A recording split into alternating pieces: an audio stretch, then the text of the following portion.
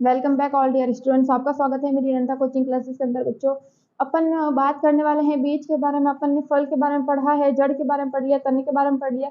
अब मैं आपको बता रही हूँ बीज के बारे में कि जो आपने काफी सारे अलग अलग टाइप के बच्चों बीज देखे होंगे। जैसे अपने घर में आपने चने वगैरह देखे होंगे, मूंगफली हो गई, मूंग दाल हो गई, अलग अलग तरह की जो दालें होती हैं वो आपने भी देखी होगी। आपने गेहूं का दाना भी देखा होगा जिसके ऊपर वो कवर लगा हुआ होता है, जिसे अपन जो बोलते हैं, हल्का सा वो व्हाइट व्हाइट कवर लगा हुआ होता है ना। चना देखा होगा, सबसे बढ़िया चीज चना। चने के ऊपर आपने ब्राउन ब्राउन कवर देखा होगा, है ना, कि दो हिस्से होते हैं चने के, ब्राउन ब्राउन कवर होता है और एक उसके अंदर देखना उसके मुंह के से छोटा सा छेद होता है ना। और क्यों होता है वो भी बताती हूँ। देखो, जो बीज का निर्माण होता है बच्चों, वो बीजांड के अंदर होता है। मैंने नेक्स्ट वीडियो के अंदर आपको कुछ इस तरह की स्ट्रक्चर बताई थी, कुछ इस तरह की स्ट्रक्चर बताई थी।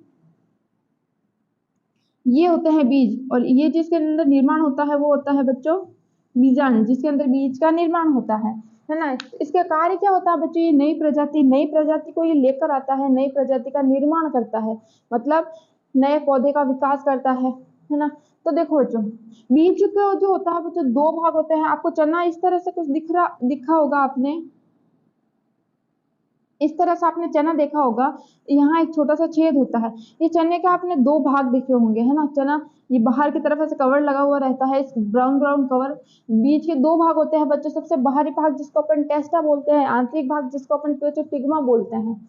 सबसे बाहरी जो कवर होता है ब्राउन ब्राउन, उसको टेस्टा बोलते हैं। अंदर वाला जो भाग होता है वो हल्का सा येलो येलो, उसको टिग्मा बोला जाता है बच्चों। तो जब अपन बीज का या फिर बीज खेतों के अंदर बीज बोते हैं, उस समय सबसे ज्यादा खेत को किसकी जरूरत होती है? सबसे ज्यादा उस चने को किसकी जरूरत होती है? फास्फोरस की, अनाज को फास्फोरस की जरूरत होती है सबसे ज्यादा। तो सबसे ज्यादा बीज को जरूरत होती है फास्फोरस की बच्चों। बीज के अंदर यहाँ पे जो है बच्चों एक छेद होता है। ये छेद छोटा सा छेद होता है जिसकी सहायता से जो है वाटर अंदर की तरफ चला जाता है, पानी अंदर की तरफ जाता है, ताकि जो चने को है या किसी भी अनाज को है, पानी की कमी पूरी हो जाए।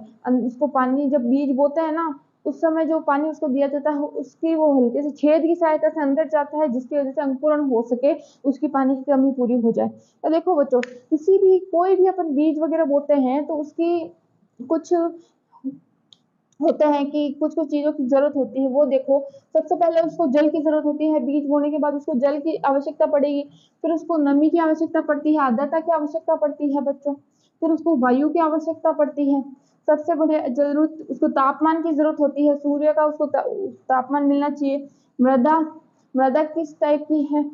खाद खाद की जरूरत होती है, और प्रकाश की जरूरत होती है, मतलब प्रकाश संश्लेषण की क्रिया के लिए प्रकाश की जरूरत होगी। अब देखो बच्चों, अगर बीज पहले निष्क्रिय अवस्था के अंदर है, तो अंकुरण के बाद जो बीज बोने के बाद वो सक्रिय अवस्था के अंदर आ जाता है। लेकिन अगर वो सक्रिय अवस्था के अंदर है, तो बीज बोने के बाद उसको जब वाटर वगैरह दिया जाता है, तो वो जो होता है उस छेद की सहायता से अंकुरण होना शुरू हो जाता है, वो अंकुरित होने लग जाता है। कई बार आपने चने, जो गीले चने होते हैं बच्चों, हरे हरे, तो खाने के लिए आते हैं, आपने देखे होंगे। जब हम उसको खोलते हैं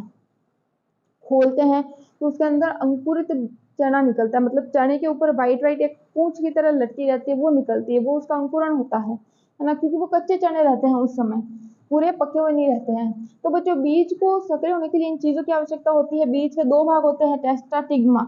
जो बाहर वाला भाग होता है उसको टेस्टा बोला जाता है, अंदर वाला भाग होता है उसको टिग्मा बोला जाता है। ठीक है, सबसे ज्यादा बीज को जरूरत होती है फास्फोरस की मृदा के अंदर। ठीक है, तो बच्चों इसके अंदर कोई डाउट हो तो मुझे कमेंट में मैसेज करना। बीज के की जो प्रोसेस है, पूरी प्रक्रिया है अंकुरण की, वो आपको मैं नेक्स्ट वीडियो के अंदर बताऊंगी। अभी मैंने समझाया है, कोई समझ में नहीं आया तो मुझे बता देना, ताकि मैं अंकुरण जब पढ़ाऊँ आपको वीडियो के अंदर, तो आपको क्लियरली आपका जो डाउट है वो क्लियर हो जाए, समझ में नहीं आए। इसीलिए पहली जो प्रोसेस है, छोटी सी प्रोसेस मैंने बताई है, क्या क्या पॉइंट होते हैं उसके, फिर अपन अंकुरण की प्रोसेस पढ़ेंगे। ठीक है, तो देखो बच्चों, जो चीज नहीं समझ में आती है ना, मुझे कमेंट के अंदर मैसेज कर दिया करो, या आपको जो चीज पढ़नी होती है वो भी मुझे कमेंट के अंदर मैसेज कर दिया करो, ताकि मैं बता सकूं आपको। और मेरे चैनल को लाइक कर देना, सब्सक्राइब कर देना, शेयर कर देना, ताकि मेरी नेक्स्ट वीडियो आपको देखने को मिले। जय हिंद, जय भारत।